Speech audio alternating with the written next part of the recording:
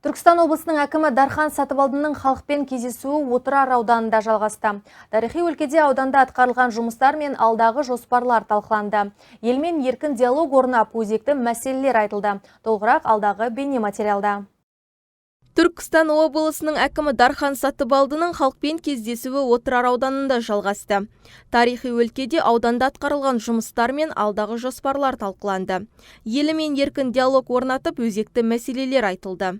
Былтырғы жылдың қорытындысымен Отырар ауданында өнеркәсіп өнімінің көлемі 18,8 миллиард теңгені құрап, 2021 жылмен салыстырғанда 4 миллиард теңгеге артқан.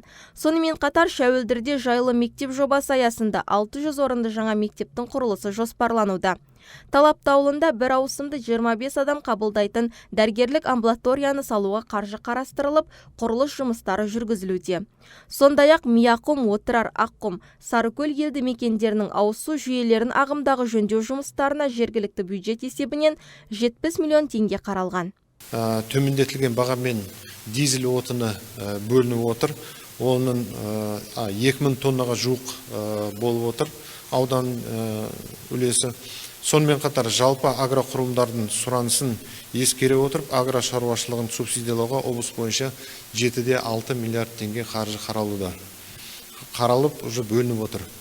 Бұдан бөлек аграрлық несие корпорациясы арқылы жылдық 5%-мен тауар өндірушілерге 4,8 миллиард теңге бөлінді. Айта кетейік, былтырғы кездесу нәтижесі бойынша ауданда біраз өтініш орындалған. Яғни Отырар ауданының зейнеткерлері аудан орталығында ардагерлерге арналған демалыс орнын ашу мәселесін көтерген болатын. Шәуілдір ауылындағы бұрынғы қонақ үйге күрделі жөндеу жұмыстары жүргізіліп, былтыр қыркүйек айында ардагерлерге арналған демалыс орны пайдалануға берілді. Шәуілдір Көксарай жолын жөндеу бойынша өтініш айтылып, жөндеу жұмыстары жүргізілді. Денсаулық сақтау саласы бойынша 36 мекеме қызмет көрсетеді. Талапты ауылында бір ауысымда 25 адам қабылдайтын дәрігерлік амбулаторияны салуға 416 миллион теңге қаржы қаралуда. Жұмыстары қазір жүргізілуде. Бұл құрылыс нысанын. Сондай-ақ Аққұм елді мекенінде дәрігерлік амбулаторияны Шытты ауылына фельдшерлік акушерлік пунктін салу үшін тиісті жобалау сметалық құжаттамасы әзірленуде. Аудан тұрғындарын ауыз сумен қамтамасыз ету мақсатында жалпы 340 миллион теңге қаралып, Ұзакөл, Жанкөл елді мекендеріне ауыз су жүйелерінің құрылысы жүргізілуде.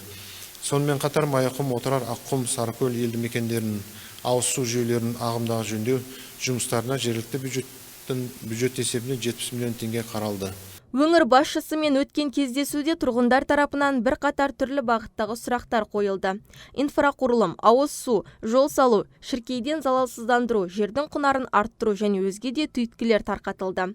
Осы күні облыс әкімімен бірге құқық қорғау орган жетекшілері мен басқарма басшылары да бірыңғай қоғамдық қабылдау өткізіп, тұрғындардың өтініштерін тыңдады. Бір қатарының шешімі сол сәтте айтылса, басқа өтініштер назарға алынды. Интзара Нарзуллақызы, Қайыржан Бекберген, Әділет ақпарат.